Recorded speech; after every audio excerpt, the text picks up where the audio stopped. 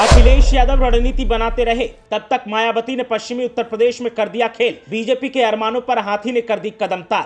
5 लोकसभा सीटें जिन पर मायावती ने कर दिया सपा का काम आसान। बीजेपी की उम्मीदों पर फेर दिया पानी और सारी रणनीतियों को कर दिया ध्वस्त। बीजेपी ने जो सोचा मायावती ने उसके ठीक उल्टा दांव चला। अब सत्ताधारी निकाल रहे रणनीतिकारों पर भड़ास और उम्मीदवार दिख रहे हताश। इसे कहते हैं सधे हुए अंदाज में सटीक सियासी चाल। कोई जब तक बहन जी की रणनीति समझ पाता, तब तक मायावती ने बजा दिया अपनी पार्टी का डंका, लगा दी विरोधियों की लंका।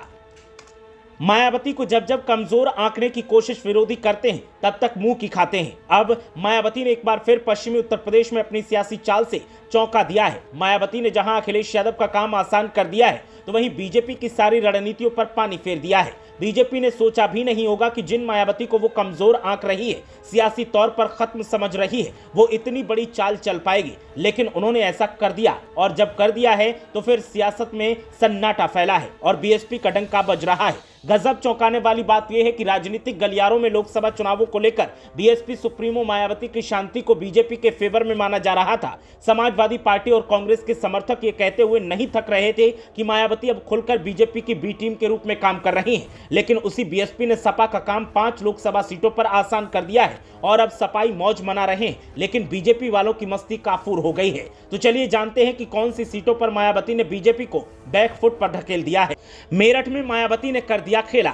मेरठ लोकसभा सीट पर बीजेपी ने अरुण गोविल को प्रत्याशी घोषित किया है, तो समाजवादी पार्टी ने अतुल प्रधान को अपना उम्मीदवार बनाया है। मेरठ में करीब 37% वोटर मुस्लिम हैं। इस तरह हार जीत में सबसे निर्णायक भूमिका मुस्लिम वोटर्स की होती है। उम्मीद की जा रही थी कि समाजवादी पार्टी और बहुजन समाज पार्टी दोनों यहां से मुस्लिम कैंडिडेट खड़ा करेंगे, पर हुआ इसका उल्टा। दोनों ही पार्टियों ने यहां से हिंदू कैंडिडेट घोषित किया है। बहुजन समाज पार्टी ने यहां से देवव्रत त्यागी को मैदान में उतारा है। देवव्रत त्यागी सवर्ण हिंदू हैं। जाहिर है कि अगर वो कैंडिडेट नहीं होते, मेरठ की करीब 41,000 प्रत्याशियों का वोट बीजेपी को जाता। लेकिन बीएसपी कैंडिडेट अगर 10,000 वोट भी अपने समुदाय का हासिल कर लेता है, तो बीजेपी का बड़ा नुकसान हो जाएगा। इससे पहले मेरठ में सपा और बीएसपी मुस्लिम कैंडिडेट उतारते रहे हैं। यहां से कई मुस्लिम सांसद चुने गए हैं। 2019 में बीएसपी के याकूब कुरैशी मात्र 4,000 के करीब वोटों से बीजेपी के राजेंद्र अग्रवाल से हार गए थे। जाहिर है कि बीएसपी यहां से बीजेपी का काम बिगाड़ रही है। नंबर 2, बिजनौर में बीएसपी ने बिछा दिया जाल। बिजनौर लोकसभा सीट का चुनावी इतिहास दलित नेताओं के साथ जुड़ा हुआ है। यहां से पूर्व लोकसभा अध्यक्ष मीरा कुमार और उत्तर प्रदेश की पूर्व मुख्यमंत्री मायावती भी एक बार सांसद रह चुकी हैं। लेकिन राम मंदिर आंदोलन के बाद से यानी 1991 से अब तक भारतीय जनता पार्टी 4 बार इस सीट पर अपना कब्जा जमा चुकी है। हालांकि समाजवादी पार्टी 2 बार, आरएलडी 1 बार ये सीट जीत चुकी है। अभी वर्तमान में इस सीट पर बीएसपी का कब्जा है। मलूक नागर यहां से सांसद है। बिजनौर सीट बीजेपी ने अपने सहयोगी दल आरएलडी को दी है। एनडीए के उम्मीदवार के तौर पर यहां से आरएलडी प्रत्याशी चंदन चौहान अपनी किस्मत आजमा रहे हैं, जबकि समाजवादी पार्टी ने दीपक सैनी को अपना उम्मीदवार बनाया है। बीएसपी ने यहां से भी खेला कर दिया है। पार्टी ने यहां से जाट प्रत्याशी चौधरी बीरेंद्र सिंह को टिकट दिया है। क्योंकि बीजेपी ने गुर्जर प्रत्याशी खड़ा किया है, तो जाहिर है कि बीएसपी के जाट प्रत्याशी को स्थानीय जाटों का समर्थन मिल सकता है। यह सही है कि जाटों का वोट आरएलडी को जाता है, पर यूपी की राजनीति की यह टेंडेंसी रही है, अगर अपनी जाति का कैंडिडेट कोई किसी और पार्टी से है, तो जाति के लोग उधर ही जाते हैं। बिजनौर में करीब 4.5 लाख से 5 लाख मुस्लिम वोटर हैं। करीब इसी के आसपास दलित वोटर भी हैं। 1.5 से पौने 2 लाख के करीब जाट वोटर हैं। मुस्लिम वोट सबसे कम करीब 50 से 75,000 के बीच है। यही कारण है कि यहाँ मुस्लिम और दलित निर्णायक वोटर होते हैं। अगर बीएसपी ने किसी मुस्लिम या दलित या पिछड़ी जाति को टिकट दिया होता, तो बीजेपी को फायदा हुआ होता, जैसा कि बीजेपी मानकर चल रही थी। मुजफ्फरनगर में भी मायावती ने फंसा दिया पेच।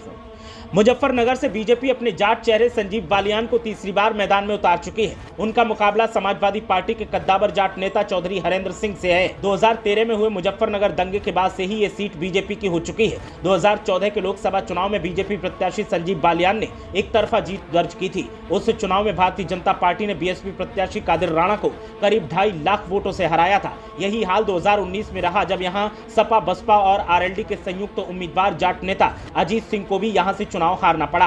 बीजेपी के डॉक्टर संजीव बालियान ने एक बार फिर यहां से जीत का परचम फहराया, लेकिन ये जीत बहुत छोटी थी, क्योंकि मात्र 6,526 वोटों से ही वो चुनाव जीत सके थे। इस बार उनके साथ आरएलडी भी है। बीजेपी को उम्मीद थी कि बीएसपी एक बार फिर किसी मुस्लिम कैंडिडेट को यहां से खड़ा करेगी, पर ऐसा नहीं हुआ। बीएसपी के कादिर राणा यहां से 2009 में सांसद रह चुके हैं। 2014 में भी वो दूसरे स्थान पर रहे। आंकड़े बताते हैं कि यहां से 7 बार मुस्लिम सांसद रह चुके हैं। इसके बावजूद ना तो समाजवादी पार्टी और ना ही बीएसपी ने यहां से मुस्लिम कैंडिडेट खड़ा किया। अब अगर हरेंद्र मलिक को मुस्लिम वोट एक तरफा मिलते हैं तो बीजेपी के लिए जाहिर है कि मुश्किल खड़ी होगी, क्योंकि बीएसपी ने यहां से दारा सिंह प्रजापति को अपना प्रत्याशी बनाया है। यानी कि पिछड़े वोट जो बीजेपी को मिल सकते थे वो भी प्रजापति के साथ जा सकते हैं। 2019 के अनुमानित आंकड़ों के हिसाब से यहां जातिगत गणित अभी समाजवादी पार्टी की ओर झुक रहा है। करीब 17 लाख मतदाताओं में लगभग 5 लाख मुस्लिम, 2 लाख दलित, 1.5 लाख जाट, 1,30,000 कश्यप, 1,20,000 सैनी, 1,15,000 वैश्य हैं। तो ऐसे में सपा को फायदा मिल सकता है। नंबर 4, बागपत में बीएसपी ने बिगाड़ दिया बीजेपी का गणित।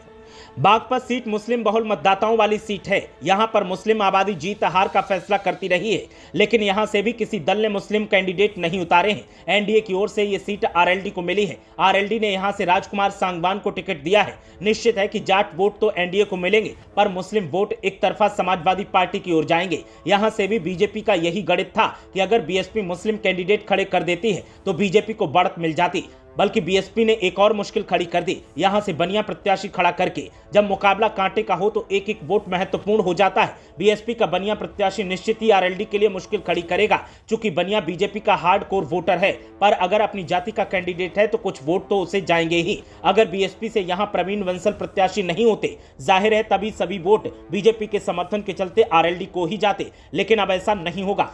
इस बार सपा ने मनोज चौधरी को चुनावी मैदान में उतारा है। मुस्लिम वोट का महत्व यहां कितना है वो यहां के चुनाव नतीजों में दिखता है। 2014 में सपा के गुलाम मोहम्मद नंबर 2 पर थे, जबकि चौधरी अजीत सिंह तीसरे नंबर पर थे।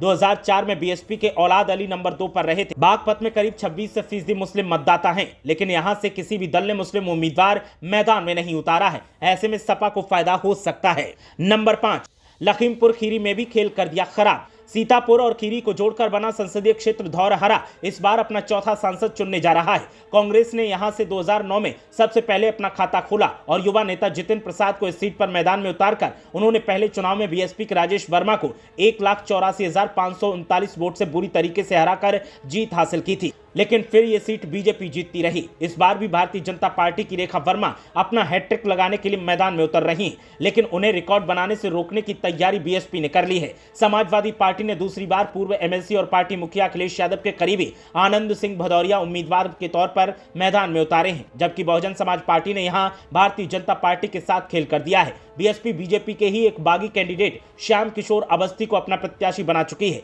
जबकि बीजेपी को उम्मीद थी कि बीएसपी इस बार भी यहां से कोई मुस्लिम कैंडिडेट खड़ा करेगी, क्योंकि 2019 में इस सीट पर भारतीय जनता पार्टी की रेखा वर्मा के निकटतम प्रतिद्वंदी अरशद इलियास सिद्दीकी थे, जो करीब 1.5 लाख से ज्यादा मतों से हारे थे।